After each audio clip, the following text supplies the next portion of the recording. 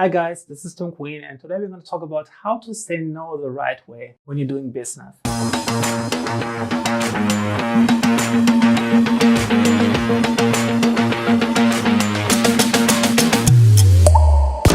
I want to tell you a story that happened a few weeks ago. It was someone approaching me about a project. We start talking and the person was super excited. We're ready to start the project. Then the person didn't pay the invoice and didn't show up to our meeting and didn't pick up the phone. The person just ghosted me. I want to talk about how this is a really bad idea. Now, first of all, this is very impolite. You're basically disrespecting their time. Then it also is very weak on your personality that you're not able to tell someone no, even if it hurts, even if you have to go through the pain that the other person might be upset, but it shows that you are weak in character. And the third part is actually your reputation, because people talk about this. Like, you might think it's more convenient. I don't have to talk to someone who might get upset or might not get upset, but it's the word. You are worried the other person might be upset. I don't know what's going on in your mind. Maybe think the other person might scream at you or call your names or whatnot. It's all in your head.